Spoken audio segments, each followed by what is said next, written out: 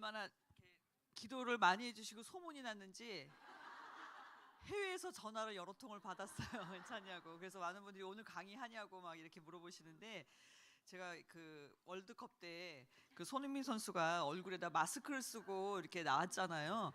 솔직히 제가 마음 가운데, 아니 저 정도면 그냥 다른 선수를 대체하지 왜 굳이 나왔나, 나중에 골을 넣는 거 보고 아 저 사람이 있긴 있어야 되는구나 제가 생각했는데, 그러니까 인간 생각으로는 이제 다리가 이렇게 돼갖고 이제 다른 강사 전도사님들이 많으세요 사실은. 그래서 이제 어느 목사님이 큰 소가 나가면 작은 소가 일하는데 작은 소들이 너무 튼실하다고. 이제 그런데 제 마음 가운데 제가 이제 오늘까지 하기를 원래 약속했고, 이 공부는 교회 문제 해결될 때까지 계속 될 예정입니다. 튼실한 작은 소들이 줄을 서서 기다리고 있어요. 좀 노세한 차는 좀 가고 새 차들이 온다고 지금 줄 서 있거든요. 그러니까 여러분들께서 공부가 계속 된다는 것을 아시고 계속 기도해 주시면 어느 분이 서시더라도 어저께 말씀하신 것처럼 소리는 없어지고 말씀만 남는 그런 역사가 반드시 저희 교회에 있을 줄 믿습니다. 감사드려요. 여기서 제가 손흥민 선수가 왜 저렇게 부상 투혼을 발휘하나 이렇게 봤더니 저도 그 마음이 있더라고요. 아프더라도 입이 열려 있기 때문에 사명을 감당해야 되겠다라는 이제 그런 마음으로 준비하고 섰습니다. 너무 감사를 드리고요. 자, 오늘 저는 이제 그동안에 지난주만 제외하고 계시록 12장을 강해를 했는데요. 오늘 이제 마무리하는 시간입니다. 그래서 다 한 것은 아니지만 오늘 제목은 하늘에 거하는 자들은 즐거워하라라는 제목입니다.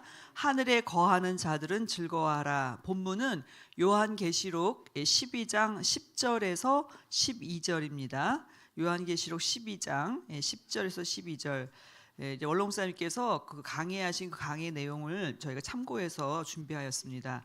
자, 요한계시록 12장 10절에서 12절 말씀 같이 찾으시고 같이 읽어보도록 하겠습니다. 요한계시록 12장 10절에서 12절, 제목은 하늘에 거하는 자들은 즐거워하라. 다들 얼굴들이 밝으시죠? 솔직히 저는 어제 저녁 이후로 발을 뻗고 잤습니다. 수년 동안 마음의 근심, 걱정, 염려가 사라지지 않고 마음에 정말 어떨 때는 화가 나고 분이 나고 어떨 때는 슬프어서 눈물을 흘리고 그 세월이 8년이었던 것 같아요. 그래서 많은 분들이 저보고 왜 다리를 다쳤냐 이제 이렇게 얘기하시는데, 제가 한 가지는 이제 마음에 급해서 뭔가 5월 달에는 끝을 보여주시지 않아야 되냐고 막 그렇게 기도했더니 응답을 받았어요. 6주 진단을 받았어요. 그래서 회개하고 때와 권하는 아버지께 있는 것이니까 더 마음에 여유를 가지고 더 기도해야 되겠다. 제가 그런 응답을 저 개인적으로 나름대로 받았습니다. 이제 이해하시죠, 그죠? 어저께 보니까 경찰보다 더한 CIA가 우리 교회에 있어가지고 밝혀내서 또 그것을 경찰에 넘기면 또 그거 조사를 또 시켜야 돼요. 그러다 보니까 아마 제 생각에도 이것이 다 정확하게 밝혀지려면 시간이 조금 더, 모르겠어요. 여러분과 제가 생각하는 것보다 조금 더 걸릴 수 있다라고 생각이 제가 들더라고요. 그러니까 여러분들이 저처럼 조급한 마음 갖지 마시고 때를 주권을 아버지께 맡기고 그것을 응답을 받는 때까지 기도 시리즈를 범치 않는 저와 여러분이 되실 줄 믿습니다.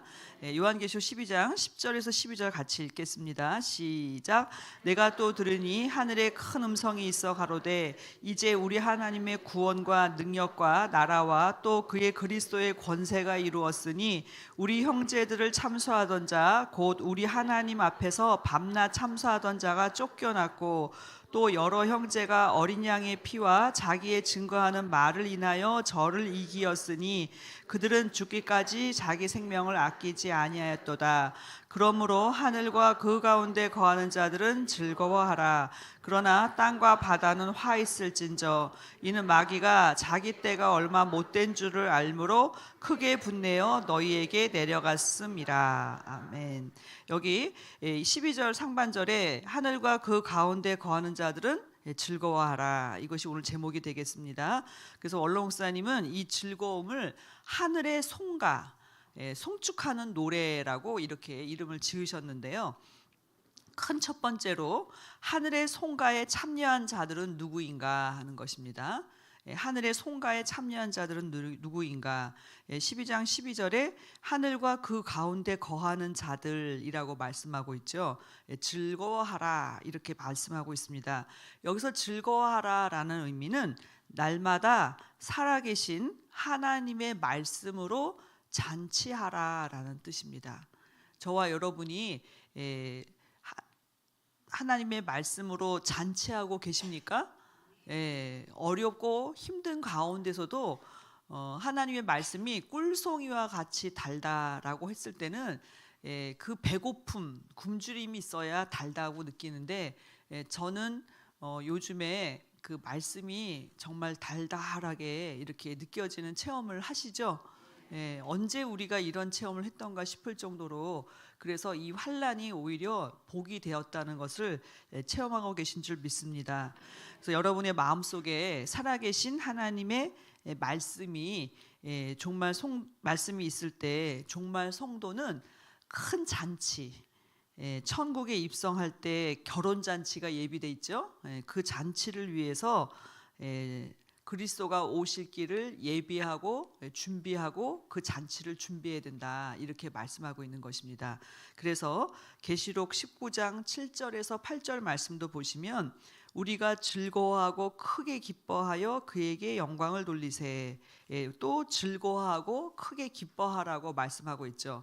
이 즐거움과 기쁨은 어린 양의 혼인 기약이 이르렀기 때문이다. 그래서 그 아내가 예비하였는데 그에게 허락하사 깨끗하고 빛난 세마포를 입게 하셨은즉 이 세마포는 성도들의 옳은 행실이로다라고 말씀을 하고 있습니다. 오늘 저와 여러분의 옳은 행실은 다른 것이 아니라 거짓을 말하지 않고 참을 말하는 것이라고 저는 믿습니다. 왜냐하면 저는 어저께 그 2시간 반 이상 성도님들이 자리를 떠나지 않고 저 자신도 그 자리에서 보면서 느낀 것은 진실의 힘이라는 것이 이것이구나라는 것을 느꼈어요. 아무리 많은 말과 또 여러분들에게 달달한 이야기를 한다 할지라도 그것이 진실이 아닐 때에는 결국 바람에 나는 겨와 같죠. 그러나 그것이 사실에 입각한 증거를 가진 진실이라고 할 때에 그것은 없어지거나 변질되지 않습니다.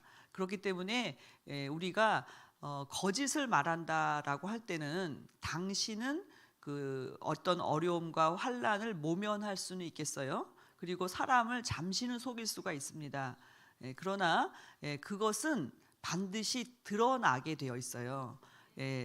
거짓이 거짓을 찾아내게 돼 있거든요. 죄를 찾아내게 돼 있다. 이것을 볼 때 저와 여러분이 당장은 손해 보고 지는 것 같아도 오직 진실만을 우리가 말해야 된다는 것을 믿으시기 바랍니다.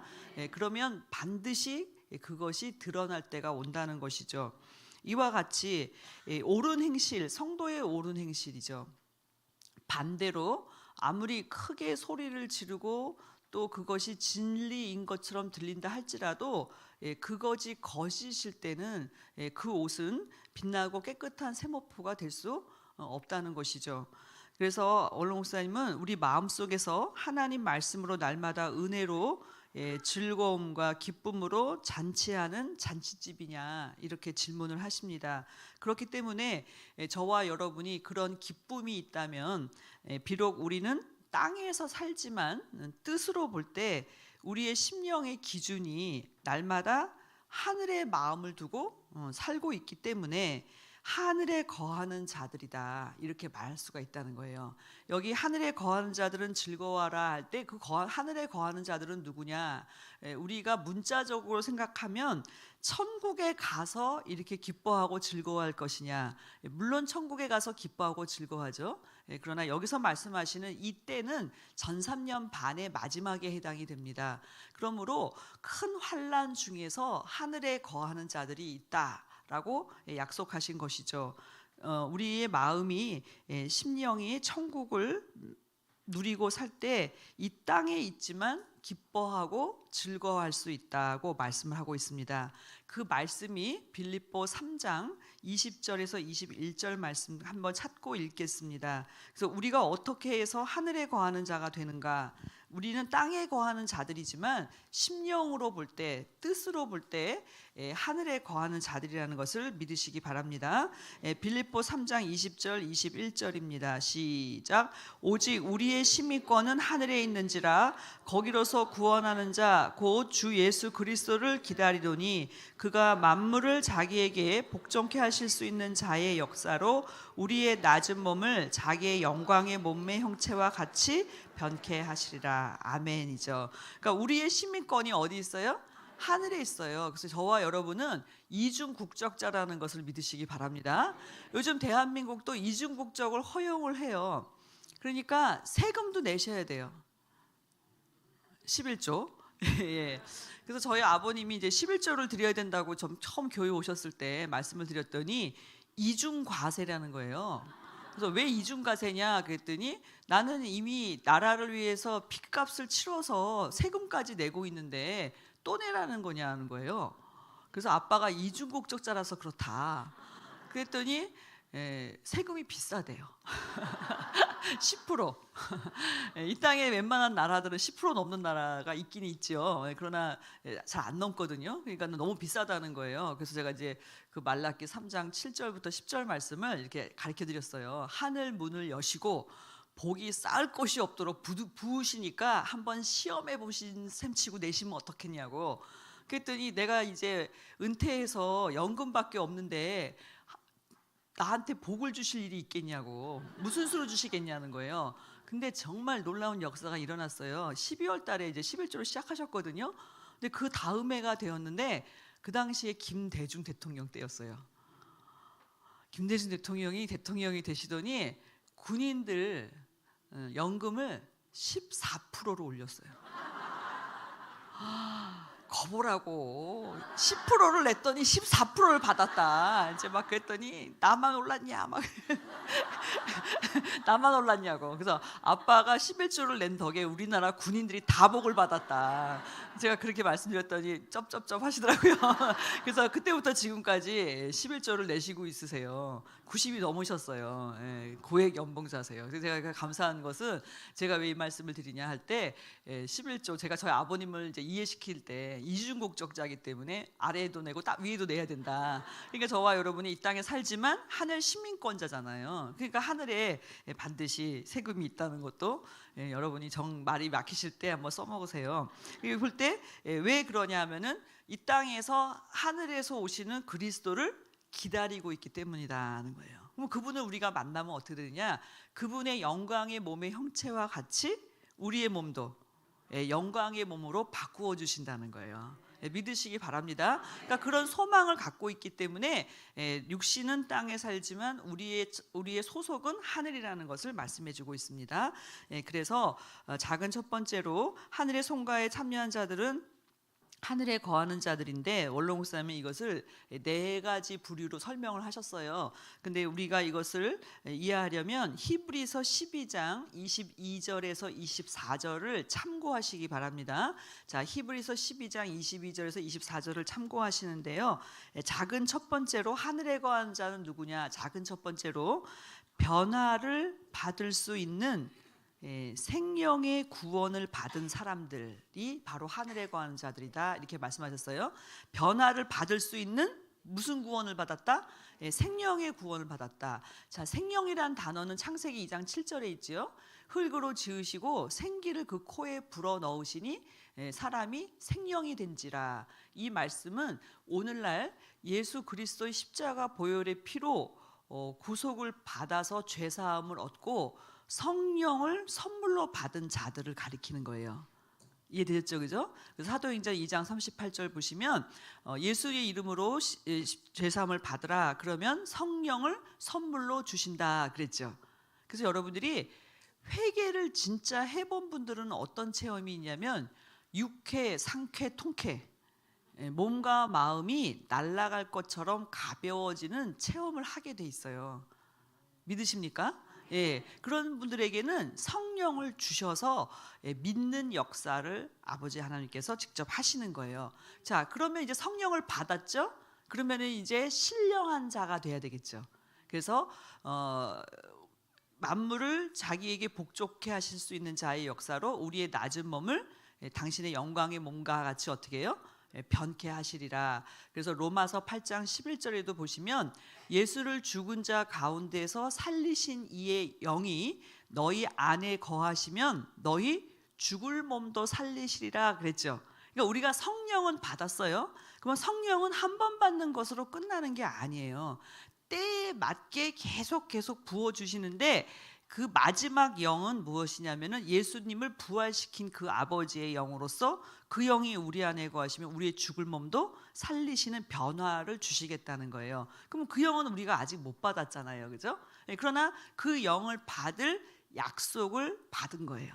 그렇죠? 그렇기 때문에 하늘에 거한 자들은 이러한 약속을 받고 그 변화의 날을 믿음의 눈으로 바라보고 기다리기 때문에 땅에 거하지만 하늘에 거하는 자다 이렇게 인정해 주셨다는 것을 믿으시기 바랍니다. 그리고 두 번째로 천상의 순교자들, 이들은 그야말로 하늘에 거하는 자들이죠. 그래서 아까 불러드렸던 히브리서 12장 2절부터 24절 한번 찾고 읽어보겠습니다. 천상에 거하는 자들의 명단이 기록되어 있어요. 자, 히브리서 12장 22절부터 24절입니다. 그래서 천상의 순교자들은 어떤 분이냐? 이미 어떻게 된 거예요? 순교해서 부활의 약속을 받은 자들이죠.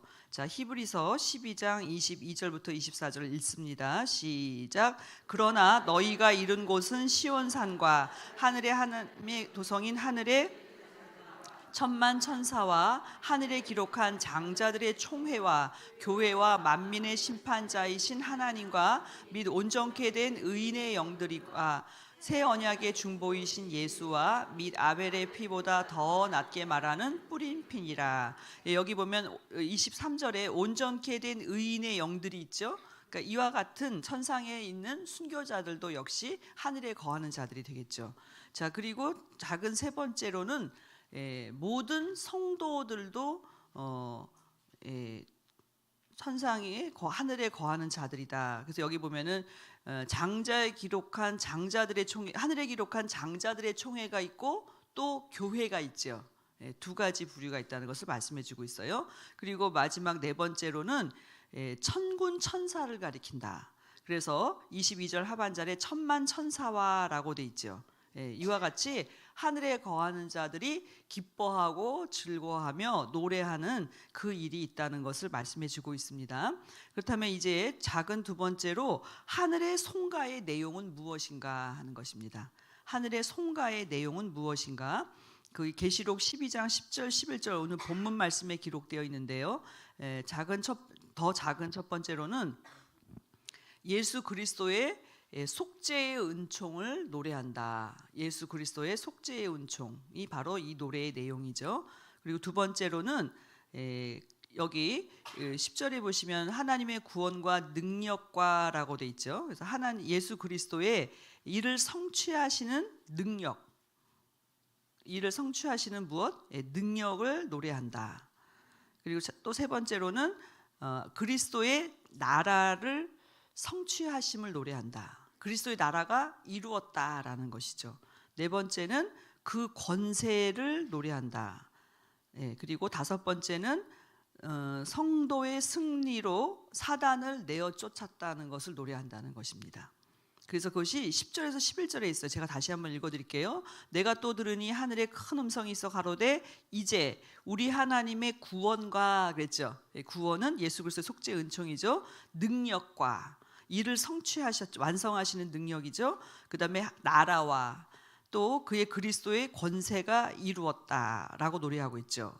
그러면서 그 결과 밤낮 참수하던 자가 쫓겨났다. 이 다섯 가지가 되겠습니다. 그래서 오늘 이 쫓겨나게 된 동기는 무엇이냐면 바로 해를 입은 여자가 아들을 낳았기 때문이다라는 거예요. 그죠? 아들을 낳았기 때문에 쫓겨날 수가 있었다. 다시 말씀을 드리면 에덴 동산에 뱀이 들어왔잖아요. 그래서 하나님의 아들인 아담을 타락시켰죠. 그러나 이제 우리가 예수의 십자가 보혈의 피로 죄사함을 얻고 성령을 받아서 로마서 8장 14절 말씀을 보시면 하나님의 영으로 인도함을 받는 그들은 곧 하나님의 아들들이라 이렇게 말씀하고 있어요. 그러니까 저와 여러분이 하나님의 무엇이 돼야 돼요? 아들이 돼야 돼요. 그럴 때 사단이 있을 곳이 없어요. 쫓겨나게 된다 이렇게 말씀하고 있는 것입니다. 그러므로 오늘 저와 여러분은 하나님의 아들들은 하나님의 영으로 인도함을 받는 자들이라고 말씀을 하고 있어요. 그래서 내가 하는 말이, 내가 하는 일이, 또 내가 하는 행동이 하나님의 영으로 말미암은 것인가 아닌가 자기 자신을 늘 점검하는 생활을 하셔야 돼요. 그거는 저희 자신들도 마찬가지입니다. 그 다리가 이게 삐었을 때 이유가 있지 않겠어요? 그것도 기도하고 올라오다가 응답이 너무너무 빠른 거예요. 근데 제가 뭘 기도를 했는지 아까 말씀드렸죠. 막 내가 뭐라고 막 5월달 안에 빨리 해달라 막 이런 기도가 막 나왔는데 그러니까 어떤 분이 제가 이걸 간증을 했더니 하나님 아버지가 전도사님 보고 워 컴다운 하라고 좀 이렇게 좀 가라앉혀라 이렇게 얘기하신 것 같다고 이제 그 얘기를 하시는데 저도 그렇게 생각을 했습니다. 그러니까 우리 마음만 앞서서 되는 게 아니고 우리가 동행한다 그랬을 때는요 앞서가도 안 되는 거예요. 그리고 뒤처져도 안 되죠. 그러니까 옆에서 그래서 스탠바이 옆에 딱 대기하면서 움직이시면 움직이고 서면 서고 이렇게 우리가 그 하나님 아버지와 동행하는 지금 훈련을 지금 받고 있는 상태라고 할 수가 있어요. 그렇게 되어야 바로 이 사단 마귀의 권세에서 우리가 벗어나야 된다는 뜻입니다. 그래서 큰 두 번째로는 하늘의 송가에서 제외된 자들은 누구인가? 자, 아까 하늘의 송가에 초청받아서 그 노래를 부른 자들이 네 가지 종류가 있었죠? 자, 그렇다면 이제 반대로 하늘의 송가에서 제외된 자들은 땅과 바다이다라는 거예요. 자, 땅과 바다가 바로 이 하늘의 송가에서 제외되었다. 왜 그럴까요? 자, 요한계시록 12장 12절이죠. 다시 읽어드릴게요. 그러므로 하늘과 그 가운데 거하는 자들은 즐거워하라. 그러나 땅과 바다는 화 있을진저. 그렇죠? 하늘은 즐거워하지만 땅과 바다에는 화가 있다. 작은 첫 번째로 땅과 바다는 불신앙의 영역을 말합니다. 하늘이 믿는 자의 영역이라면 땅과 바다는 불신앙의 영역. 이것은 우리가 흔히 생각할 때 교회 바깥을 이야기하는 것으로 이야기가 쉽죠. 그러나 원로 목사님은 교회 안에도 땅과 바다, 탕자가 있다라고 말씀하셨어요. 어떤 경우이냐면 교회에 나오면서도 자신의 주관이 흔들리는 사람, 하나님의 말씀의 씨가 받았지만 씨가 뿌리를 내리지 못했기 때문에 사람이 밟고 지나가면, 예를 들어서 그럼 자, 씨가 떨어졌는데 사람이 밟았다. 예를 들면 어떤 거냐면 인격적으로 모욕을 당하거나 조소를 당하거나 비난을 당할 때가 있죠. 또 거짓 증거로 인하여서 구설에 오를 때가 있어요. 그러니까 여러분 교회 다니다 보면 이런 때가 있어요, 없어요? 있어요. 많이 있어요. 그래서 많은 새신자들이 사실은 하나님 때문에 시험 들어서 나가는 게 아니고 이 사람들에게 밟혀갖고 떠나는 거예요. 그런데 그럴 때 우리 마음 가운데 내가 이 교회를 과연 나와야 되나? 내가 신앙생활을 계속 해야 되나? 라는 마음의 바탕이 흔들릴 때가 있다는 거예요. 그렇죠? 그러니까 이 바다와 땅과 바다의 불신앙이라고 했을 때는 아예 안 믿는 불신자들을 가리키는 것이 아니라 우리의 마음이 파도가 어떻게 해요? 철썩 하잖아요. 이런 것처럼 신앙이 이렇게 흔들리고 있는 상태를 말할 수가 있다. 그렇기 때문에 우리의 믿음이 굳건한 하늘과 같은 변동되지 않는 그러한 믿음을 가져야 할 터인데, 누가복음 18장 8절에 보시면 그러나 인자가 올 때에 세상에서 믿음을 보겠느냐, 정말 믿음이 있겠느냐 이렇게 말씀하신 이유는 무엇이냐면, 인자가 올 때는 어떠한 때에 오시냐면은 하늘의 권능이 흔들릴 흔들릴 때 오신다고 말씀하고 있기 때문에 믿음을 보기가 매우 어렵고 희귀하다라고 성경은 말씀하고 있는 거예요. 그 말씀이 마태복음 24장 29절 30절에 기록되어 있습니다. 마태 24장 29, 30절 제가 읽어드릴게요. 그날 환난 후에 즉시 해가 어두워지며 달이 빛을 내지 아니하며 별들이 하늘에서 떨어지며 하늘의 권능들이 흔들리리라. 그때에 인자의 징조가 하늘에서 보이겠고 그때에 땅의 모든 족속들이 통곡하며 그들이 인자가 구름을 타고 능력과 큰 영광으로 오는 것을 보리라.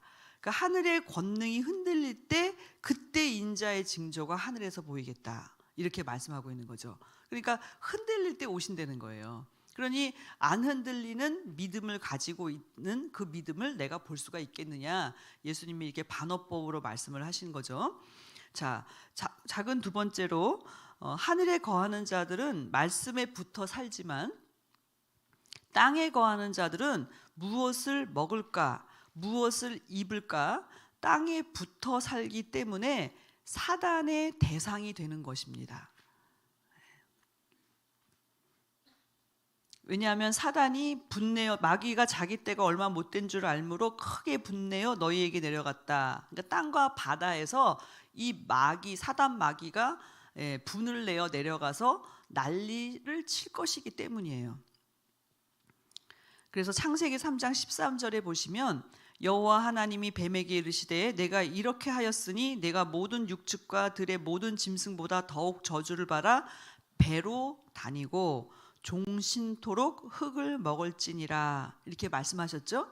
그러니까 뱀의 먹이는 흙이라는 거예요.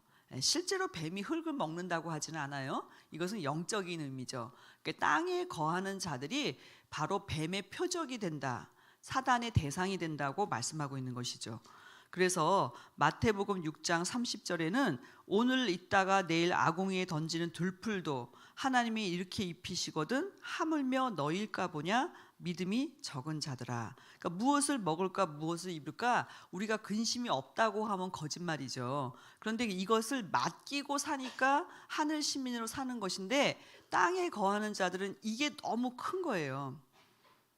그러니까 사실은 이제 어떻게 보면 교육자들도 나눠지게 되었잖아요. 근데 뭐 사적인 이야기이긴 해요. 근데 가슴이 아픈 것은 뭐냐면은 교육자 생활을 한다는 것이 양면이 있어요. 한 면은 IMF 체제로 사는 것이에요. IMF가 터졌을 때 원롱사님께서 그러시더라고요. 야, 우리는 아무 타격이 없어. 왜냐하면 평상시에 IMF 체제로 사니까. 없이 살기 때문에 나라가 어려워져도 큰 타격이 없다는 거예요. 최저생활비로 살았기 때문에.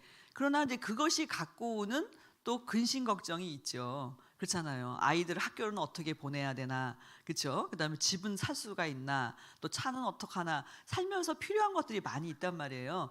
그런데 그것을 걱정하고 염려해서 돈을 모으려고 한다면 교육자 생활하면 안 되는 거예요. 왜냐하면 하늘의 만나를 보고 살아야 되기 때문이에요. 그죠? 그러니까 그것이 성도들도 마찬가지지만 교육자들에게도 더 그게 크죠. 그렇기 때문에 그것을 맡기고 살 때 하나님께서 더해 주시는 축복이 있다는 것을 체험하지 않고는 결코 이 생활을 할 수가 없다는 것이죠. 그래서 마태복음 6장 33절에 너희는 먼저 그의 나라와 그의 의를 구하라. 그리하면 이 모든 것 먹을 거 입을 거 너희에게 더하시리라. 이 룰을 우리가 체험하지 않고는 결코 끝까지 이 신앙생활을 할 수 없다는 사실이죠. 그래서 먼저 그의 나라, 하나님의 나라에 들어가기를 힘쓰고 하나님 볼 때 죄인이 아니라 하나님의 의를 선물로 받는 이 생활이 나의 생각과 마음과 뜻이 집중돼 있어야 돼요. 그렇죠? 근데 여러분 예를 들어 생각을 해보세요. 은행 이자가 있다. 혹은 주식이 늘어났나 안 늘었나. 그게 마음이가 있으면 날마다 그 숫자가 눈앞에 아른아른거려요. 꿈에도 나와요. 이게 무슨 말씀이냐면은 마음과 생각이 거기에 집중돼 있잖아요. 한 사람이 두 주인을 섬길 수가 없어요. 마태복음 6장 24절에 있죠. 하나님과 재물을 겸하여 섬길 수 없다. 여러분 체험하세요, 안 하세요? 하시잖아요. 재물에 마음이 가 있으면은 성령이 역사하지 않아요. 그렇기 때문에 은혜를 못 받고 은혜가 내 입에서 말씀이 나갈 수가 없죠. 왜냐하면 한 지붕 두 가족은 불가능합니다. 왜 그러냐 하면 하나님이 그렇게 창조하셨기 때문이에요. 한 주인만 섬기도록 창조하셨어요. 그러니까 하나님이 내 안에 계셔서 주인이 되셔야 하나님의 말씀을 전할 수가 있어요. 한 번은 그러시더라고요. 야, 너네 돈 없지? 그래서 예, 없어요. 여주 그때 한참 헌금할 때. 그러더니 그러신 거예요. 복인 줄 알아. 돈과 시간이 없어야 죄 안 짓는다. 그러시더라고요. 예, 사람은 돈과 시간이 있으면 100% 죄를 짓는데요. 그래서 시간도 안 주시고 돈도 안 주신 거예요.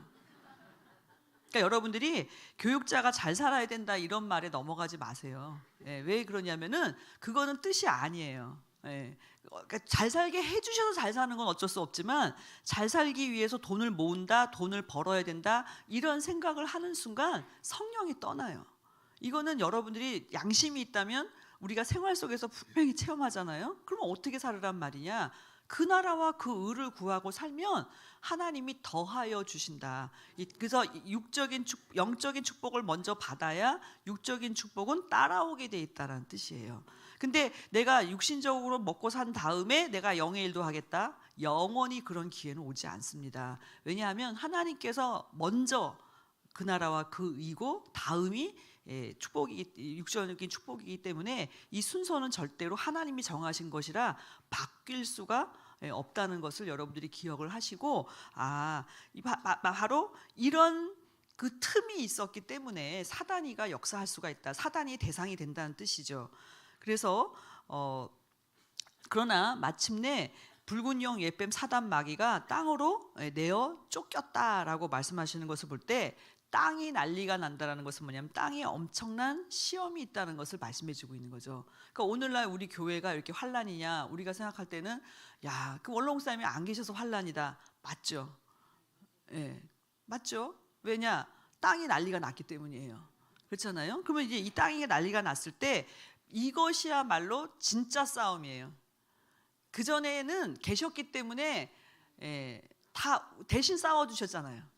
대신 기도해 주시고 말씀을 먹여주시고 우리가 기도하기 전에 막 응답하시고 그랬잖아요. 근데 지금부터는 우리가 직접 전쟁에 참여해서 싸워야 되는 거예요. 그렇다고 해서 가서 말싸움하시고 막 때리고 이러시라는 게 아니라 영적인 싸움을 진짜 저와 여러분이 이제부터가 세상 말로 하면은 그 전까지는 연습 경기였고 지금부터가 본 게임이 시작이 됐다 이렇게 생각하시면 틀림이 없어요. 그러니까 무슨 말씀이냐? 저와 여러분이 직접 이제는 하나님 아버지가 주시는 은혜와 성령의 역사를 붙잡고 같이 이겨야 된다는 것을 지금 말씀해주고 있는 거죠. 그래서 사단은 처음부터 하나님에 대한 반역으로 자기 생애를 시작했다 이렇게 말씀하고 있어요. 사단은 처음부터 누구에 대한 반역? 하나님께 대한 반역. 사단의 목적은 하나님 앞에서 도전하고 반대하고 달라붙기를 잘하고 모든 면에서 원수 노릇한다는 거예요. 이게 사단이가 갖고 있는 특징이라는 거예요. 자, 에베소서 2장 2절 말씀. 그때 너희가 그 가운데서 행하여 이 세상 풍속을 좇고 공중의 권세 잡은 자를 따랐으니 곧 지금 불순종의 아들들 가운데서 역사하는 영이라. 자, 여기 볼 때 공중의 권세를 잡고 있다는 거예요. 근데 이것이 땅으로 내어 쫓겼다 그랬죠? 근데 이 영이 어디서 역사하느냐? 불순종의 아들들 가운데 역사하는 영이다. 그러니까 저것도 내 마음이 아닌 거예요. 내 이성적인 판단과 생각을 가지고 말하고 움직이는 것이 아니라 불순종의 아들들 가운데 역사하는 영에게 사로잡혀서 그 영이 하라는 대로 하고 있는 거예요. 그럼 저와 여러분도 마찬가지잖아요. 성령이 사로잡혀서 성령이 말하게 하는 것을 따라 말하는 여러분도 되셔야죠. 그러나 반대로 이것도 영이라는 거예요. 그러면 둘 중에 하나예요. 사람은 그 악령에게 이용을 당하느냐 아니면 성령에 사로잡혀서 성령에게 사용을 받느냐 이 두 가지 차이가 있다는 것을 말씀해주고 있죠. 그래서 이 사단은 땅에서 예수님까지도 유혹했어요. 예수님을 유혹할 정도면 우리는 말할 것도 없어요. 또 가룟 유다의 마음에 배신의 영을 불어넣어서 가룟 유다의 마음에 있었던 그 의심의 틈을 타고 사단이가 쑥 들어간 거죠. 마태복음 4장 10절에, 물론 마태복음 4장 1절부터 10절에 보시면 예수님이 공생애를 시작하실 때, 자 보셔야 돼요. 세례요한한테 세례를 받으셨죠. 성령이 비둘기같이 내렸죠. 그리고 그 다음 첫 번째 역사가 뭔가요? 마귀의 시험이에요. 왜 이런 순서로 오게 돼 있냐면, 잘 들으셔야 돼요. 아담도 이와 같은 순서였기 때문이에요. 아담을 하나님이 자 흙으로 지었죠. 생기를 불어넣었죠. 그리고 마귀의 시험이 있었죠. 그렇죠? 근데 아담은 졌어요. 그러나 예수님은 어떻게 했어요? 이겼다는 거예요. 어떻게 이겼느냐? 마태복음 4장 10절, 이에 예수께서 말씀하시되 사단아 물러가라. 기록되었을 때 주 너희 하나님께 경배하고 다만 그를 섬기라 하였느니라 그랬죠. 사단아 물러가라. 이것은 뭐냐면은 사단의 정체를 폭로시켜서 물러가게. 그래서 예수님에게서 사단이가 떠났죠. 그러나 누가복음 4장 13절에 보시면 마귀가 모든 시험을 다 한 후에 얼마 동안 떠나니라 이렇게 돼 있어요. 그 얘기는 언젠가 다시 돌아오겠다. I will be back 그러잖아요. 터미네이터가 내가 언젠가 돌아온다. 지금 예수님한테는 졌어요. 그럼 돌아올 때는 이제 누구한테 하자고 그럴까요? 싸우자고. 제자들이에요. 왜? 예수님한테 졌거든요. 승리하셨어요. 예수님은 마귀 사단의 시험에서 승리하셨어요. 그러니 이제 누구한테 달라붙게 돼 있느냐? 그의 성도들에게. 그래서 그 다음에 들어간 것이 누구냐면 가룟 유다죠. 그래서 가룟 유다에게 왜 12제자 가운데서 제일 먼저 가룟 유다가 사단의 표적이 됐냐면 이유가 있어요.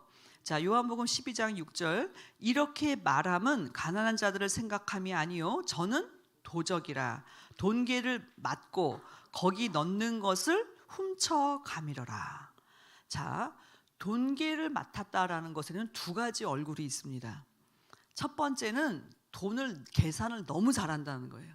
머리가 비상하다라는 이유가 있어요. 여러분들이 예를 들어서 교구에서 회계를 맡길 때 돈 계산 못하는 사람한테 맡기면 큰일 나요. 저 같은 사람은 절대로 안 돼요. 저는 10만 원이 넘어가면 그다음부터 헷갈리기 시작해서 제가 회계를 맡으면 빵꾸가 나요 항상. 그래서 제가 항상 물어냈어요 이렇게. 그래서 제가 이제 반장, 저희 전도사님들도 반장하면 회계도 같이 하거든요. 그러면 저는 꼭 부탁을 해요. 제가 반장은 하는데 회계할 수 있는 전도사 한 명을 같이 붙여달라고. 돈 계산이 안 돼요 아예. 그래서 제가 사람들이 얘기하는 게 성경 구절 안 잊어먹는 건 기가 막히다. 그러면 왜냐하면 이거 숫자가 아니니까 말씀이니까. 근데 숫자는 저는 안 돼요. 아예 안 돼요. 근데 계산이 되니까 가룟 유다를 맡겼을 거 아니에요. 그리고 게으른 사람은 못 해요. 부지런해야 돼요. 왜냐하면 돈계를 맡았으니까 예수님이 가는 곳마다 어떻게 해야 돼요? 따라다녀야 돼요. 그렇죠? 그러면은 돈계를 맡았다는 것은 머리가 비상하고 셈에 능하고 부지런하다는 뜻이에요. 그리고 어느 정도 믿을만 하기 때문에 맡겼다라고 볼 수 있잖아요. 그러나 그 사람에게 있어야 될 한 가지가 있는데 그것은 돈 보기를 돌같이 하라. 이게 돼야 돼요. 그러니까 네 돈 내 돈이 헷갈리면 안 돼요. 그렇죠? 그런데 여기서 뭐라 그랬어요? 돈계를 맡았는데 거기 넣는 것을 훔쳐감이라. 아예 가져간 것이 아니라 표 안 나게 가져가기 시작했다는 거예요. 가룟 유다가. 근데 이것을 예수님은 알았죠. 그러나 예수님이 공개적으로 한 번도 얘기한 적이 없어요. 만약에 예수님이 이것을 공개적으로 한 번이라도 얘기했으면 야 가서 네 할 일 해라. 그래서 제자들이 뭐라 그랬어요? 아, 뭐 가난한 자를 도우러 갔나 보다. 혹은 명절에 쓸 물건을 사러 갔나 보다 했지. 저놈이 돈 훔쳐가가지고서 예수를 팔러 가나 보다라고 생각한 제자가 한 명도 없었어요. 그 얘기는 무엇을 얘기해주고 있냐면 가룟 유다에 대해서 제자들이 의심하지 않았다는 거예요. 그리고 믿었다는 거예요. 그러나 예수님은 알고 있었어요. 그럼에도 불구하고 돈계를 맡겼을 때 이것은 어마어마한 시험이었다는 것을 알 수가 있어요. 가룟 유다에게 있어서. 그러면 가룟 유다는 예수 그리스도께서 사람의 속에 있는 것을 다 아시는 분이라는 것을 알고 그 불꽃 같은 눈동자 안에 산다는 것을 본인이 안다면 어떻게 해야 돼요? 보나 안 보나 정확하게 돈 관리를 했어야 한다는 거예요.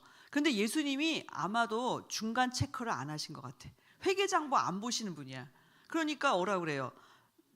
여기 보면 훔쳐가밀어라라는 것은 한 번 훔쳤다는 뜻이 아니라 그것이 계속적이었는데 그것을 예수님이 체크하지 않으셨다. 그리고 들킨 적이 한 번도 없었다라는 거예요. 성경이 밝혔을 때야 아는 거예요. 비로소. 그렇잖아요. 자, 그랬을 때 그런 첫 번째 예수님에 대한 의심, 진짜 메시아가 맞나?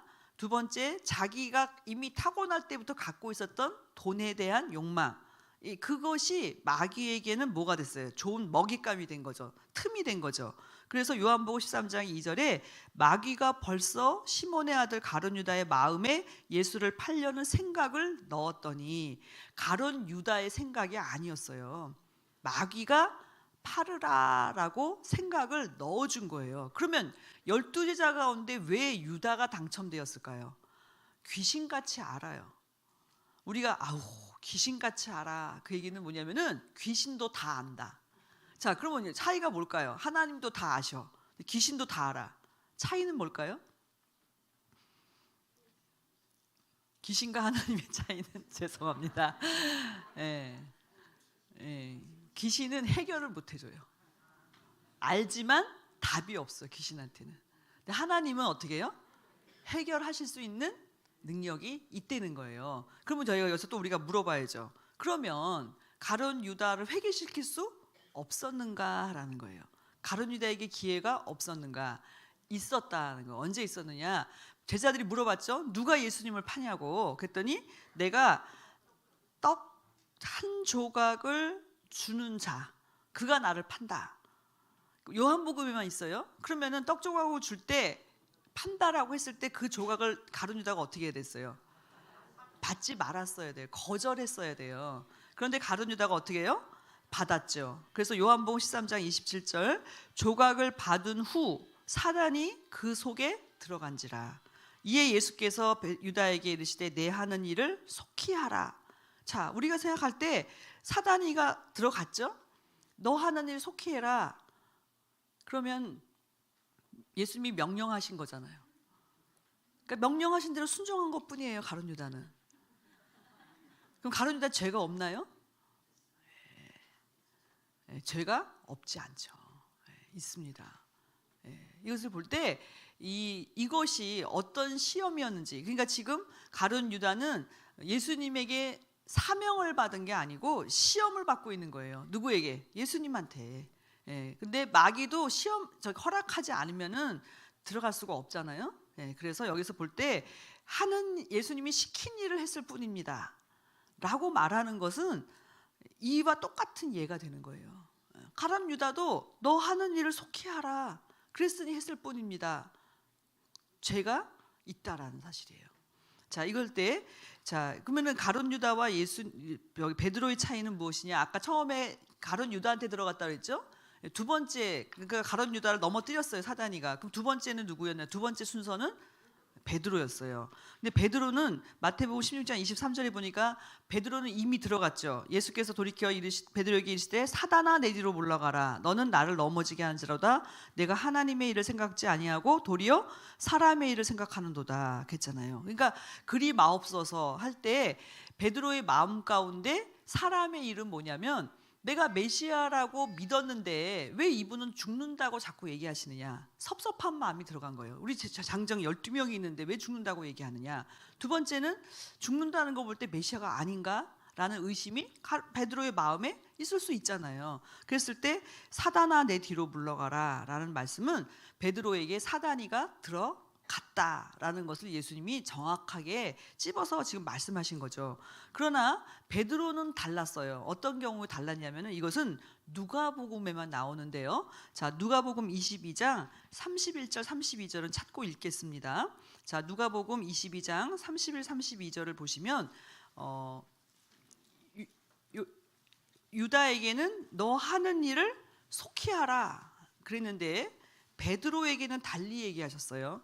자, 누가복음 22장 31, 32절 같이 읽습니다. 시작. 시몬아 시몬아 보라 사단이 밀가루로 타려고 너희를 청구하였으나 그러나 내가 너를 위하여 내 믿음이 떨어지지 않기를 기도하였노니 너는 돌이킨 후에 내 형제를 굳게 하라. 자, 사단이 청구했다는 거예요. 너희를. 그러니까 12제자, 자, 이 보세요. 유다가 넘어갔고 베드로도 넘어간 거예요, 사실은. 그리고 12제자를 다 청구했어요. 야, 이것들 못 믿는 것들입니다. 다 나한테 내놓으시오라고 예수님한테 청구했다는 거예요. 근데 뭐라고 했어요? 그러나 32절, 내가 너를 위하여 내 믿음이 떨어지지 않기를 기도하였노니. 그러니까 예수님이 베드로는 믿음이 떨어지지 않기를 위해서 기도해 주셨다는 사실이에요. 그러니까 베드로도 이미 넘어갔잖아요. 사단아 내 뒤로 물러가라 했을 때. 근데 떨어지지 않기를 어떻게 했대요? 기도했대. 그렇기 때문에 너는 돌이킨 후에 내 형제를 굳게 하라. 그러니까 예수님이 지금 베드로가 배반할 것, 그리고 예수님이 기도했기 때문에 회개할 것, 그리고 제자들을 굳게 할 것, 이 모든 스케줄을 쫙 얘기하고 계시는 거예요. 이대로 됐어요, 안 됐어요? 됐어요.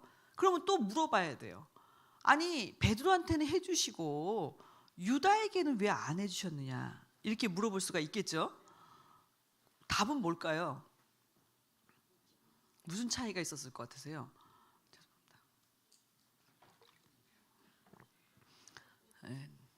그냥 주인 마음인 것 같아요. 마음대로 하신 거죠, 그죠? 근데 이 부분에 대해서는 정말 우리가 좀 더 기도를 해봐야 될 것 같습니다. 가룟 유다가 돌이킬 수는 없었을까? 여러분 생각은 어떠세요? 있다 없다 여러 가지 뭐 말하고 한들 우리가 뭐 여기서 있습니다, 뭐 없습니다 다수결로 할 수도 없잖아요, 그죠? 그냥 주인의 마음이에요. 주인의 마음. 그러나 그것을 위해서 우리도 기도는 해야 되겠다. 왜냐하면 예를 들어서 저와 여러분이 그 자리에 있다면 내버리시는 게 좋겠어요? 다시 돌이켜서 잡으시는 게 좋겠어요? 그렇죠. 돌이켜 잡으시는 게 좋겠죠. 그러면 여러분이 성경에 보면은요 이렇게 돼 있잖아요. 남한테 할 때 남이 나한테 해주길 바라는 거와 똑같이 남한테도 하라고 했어요. 그게 황금률이거든요. 그러면 저와 여러분이 볼 때 아버지께서 나한테 그렇게 해주시길 바라잖아요. 그러면 저 사람한테도 그렇게 해달라고 기도해야 돼요. 그럼 어떤 분이 그래, 진짜 해주면 어떡하냐고. 네, 근데 진짜 해주는 건 당신 마음이잖아요. 그러니까 해주시는 거는 뜻이다 생각하고 받으면 되고, 아닐 때는 그 복은 내가 받는 거예요. 아셨죠? 그렇기 때문에 이렇게건 저렇게건 저와 여러분은 뭐 해야 돼요? 기도를 해야 한다는 사실이에요. 그래서 저와 여러분, 저도 어저께 마음이 시원하다. 그러니까 제가 오죽하면 막 와, 이제 좀 발 뻗고 잘 것 같다. 왜냐면 제가 그동안에 그 마음 소가리를 했던 게 너무 많았거든요, 솔직히 말씀을 드리면. 근데 그 얘기를 할 수도 없어요. 할 대상도 없어.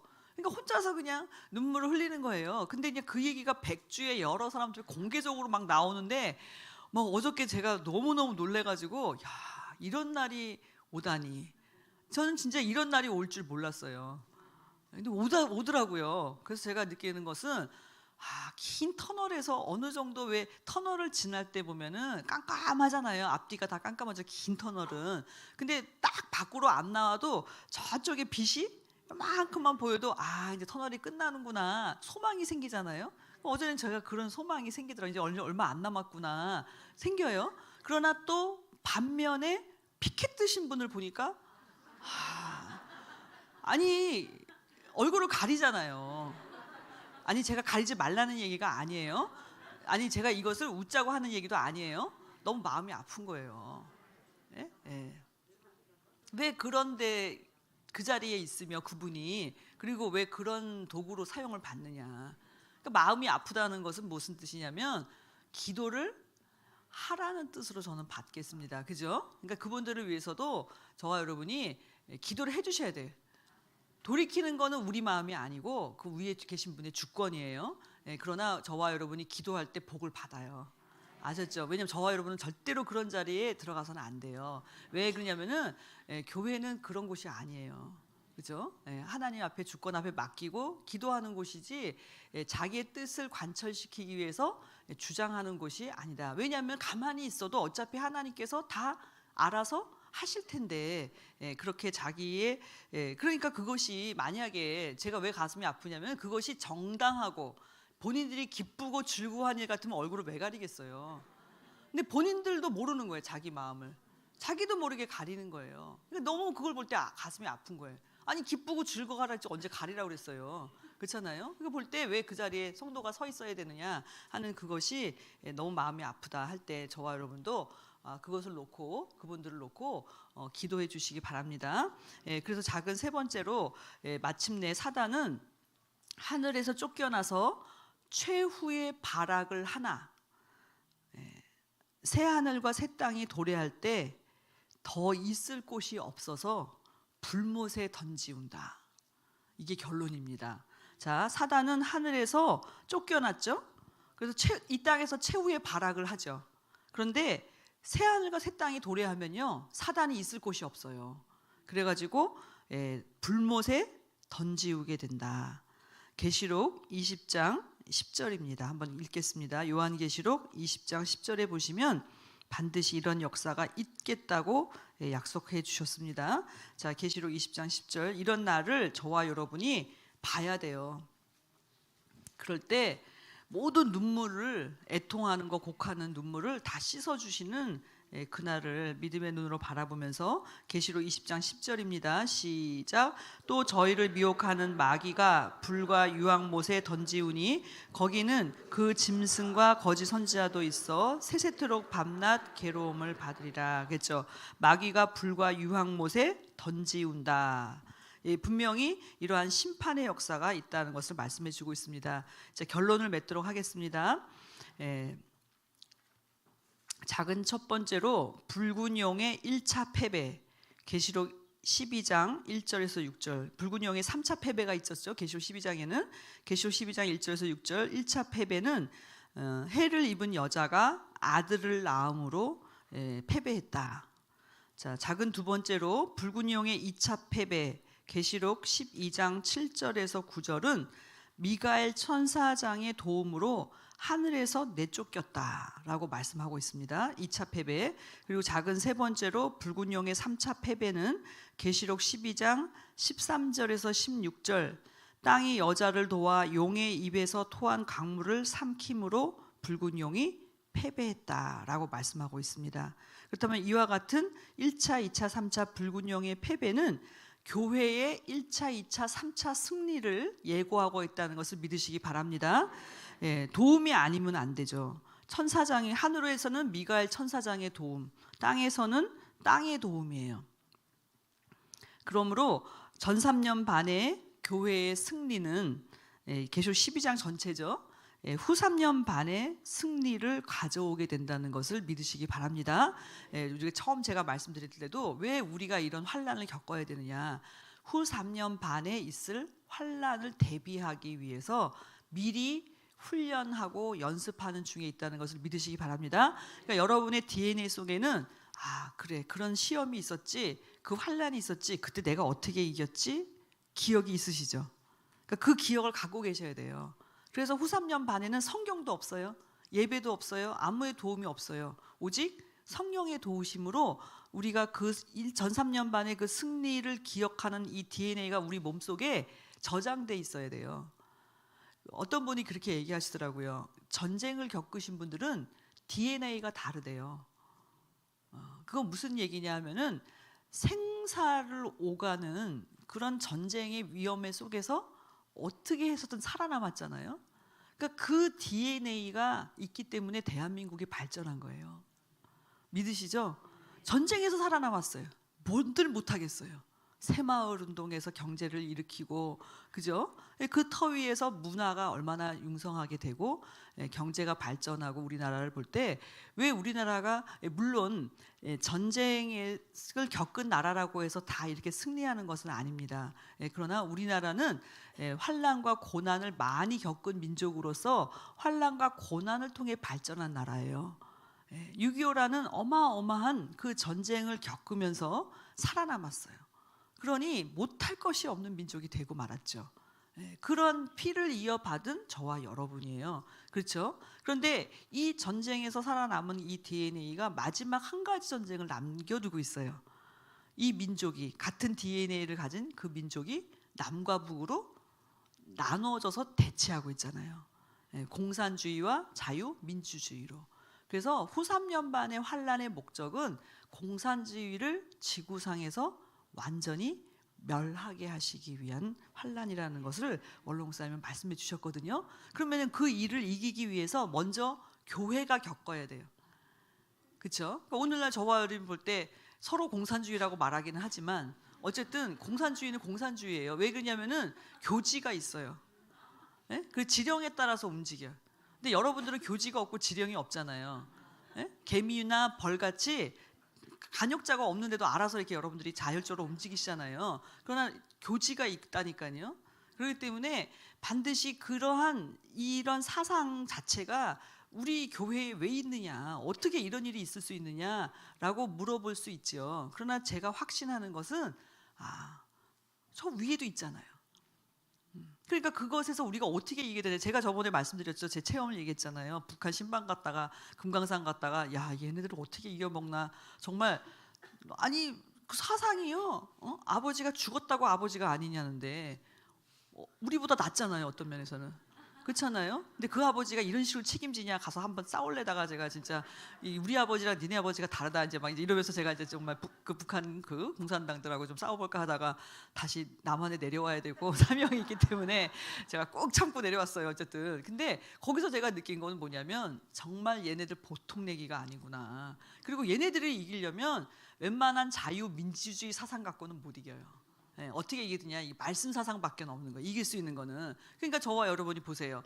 지금 이 사상을 지금 우리가 여기 땅에서 겪고 있잖아요. 그리고 이거를 어떻게 이기느냐, 분명히 저는 이미 승리가 보장돼 있다고 믿습니다.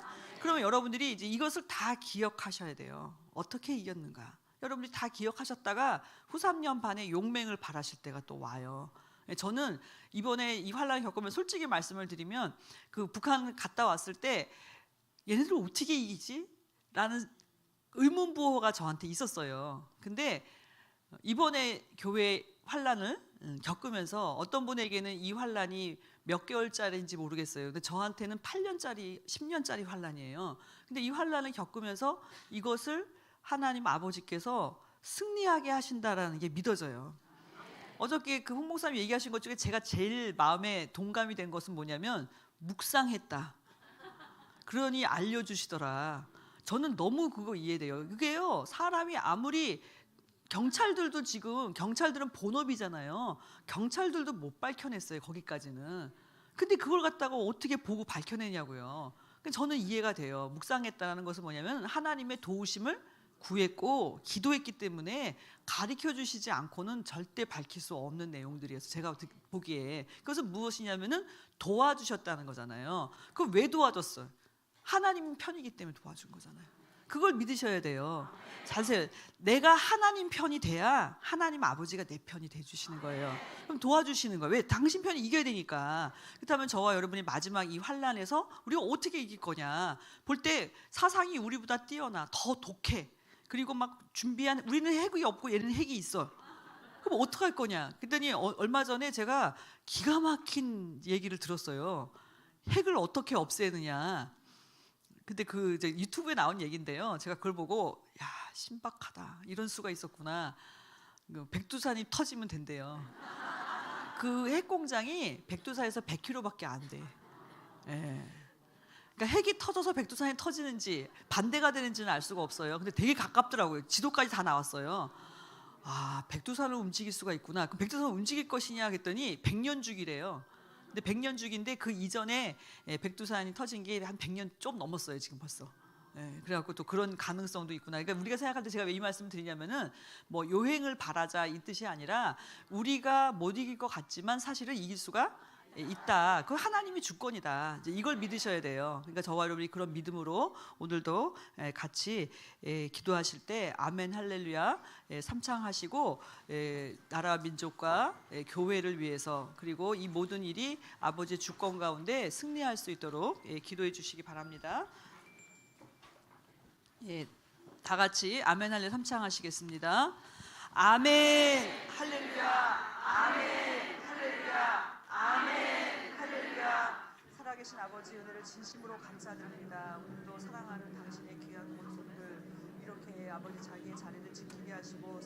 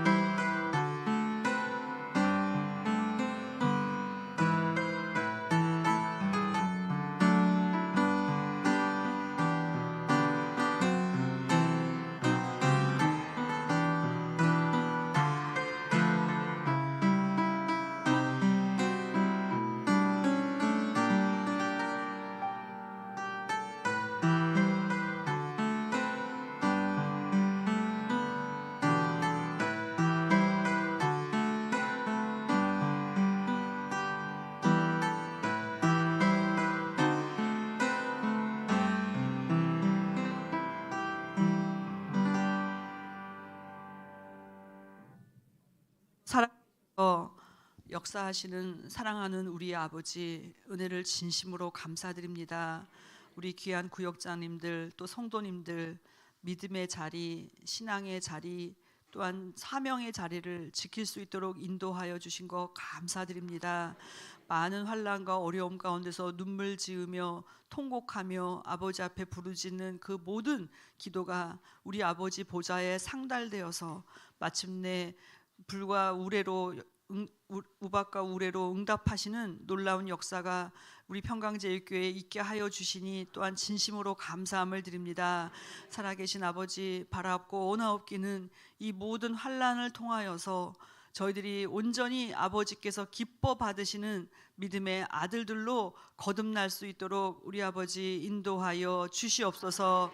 아버지, 저희들이 알게 모르게 지은 모든 죄를 회개함으로 유쾌한 날이 저희에게 도래할 수 있도록 인도하여 주시옵시고, 아버지의 성령을 부어주심으로 말미암아 저희들 아버지의 마음을 가지고 정말 믿지 않는 자들, 또 배역하는 자들, 이 모든 교회의 환난을 가지고 오는 이 모든 일에 대하여서 아버지 앞에 간절히 부르짖을 수 있도록 인도하여 주셔서 저희의 마음이 아버지의 마음을 닮을 수 있도록 인도하여 주시옵시고, 예수 그리스도의 마음을 닮을 수 있도록 인도하여 주셔서 아버지 보시기에 아름다운 하나님의 사람들로 거듭날 수 있도록 인도하여 주시사, 마침내 열방을 품어 아버지 앞에 드릴 수 있는 신령한 복음의 제사장들로 저희들을 거듭나게 하여 주시기를 아버지 간절히 빌고 원하옵나이다. 아버지, 이 시간 또한 간절히 바라옵고 원하옵기는 저희의 가정들을 위해서 아버지 간절히 기도합니다. 마음과 생각과 뜻이 달라서 대립하고 대적하며 때로는 전쟁을 하고 있습니다. 아버지, 그러나 우리가 믿는 하나님 아버지는 한 분이시요 예수 그리스도도 한 분이시요 성령도 한 분이신 줄 믿사오니, 아브라함을 생각하사 조카 롯을 구원하신 하나님 아버지께서 저희들이 신령한 하나님의 벗이 되고 하나님 앞에 간절히 부르짖는 아브라함과 같은 중보기도가 있게 하여 주셔서 저희의 가족들이 아버지의 말씀으로 하나 되는 그날이 앞당겨지기를 아버지 간절히 빌고 원하옵나이다. 그래서 가정이 아버지의 말씀으로 화목하게 하여 주시옵소서. 화평하게 하여 주시고 평강을 누릴 수 있도록 인도하여 주시사 아버지 앞에 영광 돌릴 수 있도록 인도하여 주시옵소서. 아버지, 이 시간 진심으로 회개하고 감사옵기는 저희들에게 주어졌던 모든 예배의 시간과 또한 아버지 모든 성경 공부와 모든 교구 활동이 아무것도 거저된 것이 없다는 것을 다시 한번 깨닫게 하여 주시니 감사함을 드립니다. 저희들이 귀하게 여기지 않았던 예배, 귀하게 여기지 않았던 구역 활동들 아버지 회개하오니 용서하여 주시옵시고, 저희들의 모든 예배가 회복될 수 있도록 인도하여 주시옵시고, 저희들의 모든 교구 활동이 회복될 수 있도록 인도하여 주시옵시고, 저희들의 모든 봉사가 회복될 수 있도록 인도하여 주셔서 이제는 자원하는 마음으로 감사하는 마음으로 아버지 앞에 몸된 교회와 아버지의 나라와 구속사 말씀을 위해서 자원하는 마음으로 헌신할 수 있는 저희들 남은 생애가 될 수 있도록 아버지 도와주시옵소서. 돌아가는 발걸음도 승리의 발걸음 되게 하시고 한 주간도 믿음으로 승리할 수 있도록 도와주실 줄 믿고 감사드리오며 존귀하신 예수님의 이름으로 감사 기도드리옵나이다. 아멘. 먼저 광고 드리겠습니다. 먼저는요, 지금 예배 인원의 숫자가 줄어들고 있습니다. 줄어들고 있는 원인은 따로 모이기 때문이에요. 그래서 수요일 날은 모이고 그냥 집에 가고 목요일 날은 예배 마치고 와서 또 자기들 모임하고 그러고 있어요. 근데 제가 들은 이야기인데요, 이제 이런 얘기를 하시던 분이 있더라고요. 모리아가 비어봐야 니네가 정신을 차릴 거냐. 저는 직접 들었어요, 그 얘기를. 그러니까 이제 본인들이 없으면 모리아가 비고 그러면 너네가 정신을 차릴 수 있겠느냐. 저와 여러분이 정신을 좀 차려야 되겠습니다. 그래서 말씀드리고 싶은 것은 공적 예배에 빠지지 말고 다 나와 주시기를 바랍니다. 그러니까 어저께 모인 숫자가 1000명이 넘어간대요. 그러니까 3부 예배 때 그만큼 그러니까 여러분이 무슨 얘기냐면 3부 예배 때 결심만 하면 그만큼 나올 수가 있었는데 그동안에 왜 이렇게 비었었던가. 예. 이제 무슨 얘기인지 아시죠, 그죠? 예, 그러니까 여러분들이 새벽 예배를 비롯한 모든 공적 예배에 자리를 채워 주십사 하는 것이 여러분에게 드리는 이제 그 부탁의 말씀입니다. 그래서 그리고 두 번째로는 다음 주 수요일 이번 주 수요일 5시죠? 이번 주죠, 선생님?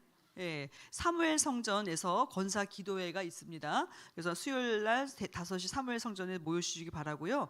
그리고 마지막 광고는 계속 성경 공부가 계속 되느냐 이렇게 질문하신다고 합니다. 아까 제가 말씀드린 것처럼 해결될 때까지 계속해서 공부는 진행이 될 예정입니다. 그리고 여러 전도사님들이 준비하고 기도하고 계십니다. 그래서 여러분들이 다 나오셔서 말씀으로 새 힘을 받고 승리하는 역사 있기를 바랍니다. 다 같이 주기도문을 마치시겠습니다. 하늘에 계신 우리 아버지여, 이름이 거룩히 여김을 받으시오며 나라의 마옵시며 뜻이 하늘에서 이룬 것 같이 땅에서도 이루어지이다. 오늘날 우리에게 일용할 양식을 주옵시고 우리가 우리에게 죄진 자를 사하여 준 것 같이 우리의 죄를 사하여 주옵시고 우리를 시험에 들게 하지 마옵시고 다만 악에서 구하옵소서. 대개 나라와 권세와 영광이 아버지께 영원히 있사옵나이다. 아멘. 네, 감사합니다. 수고하셨습니다.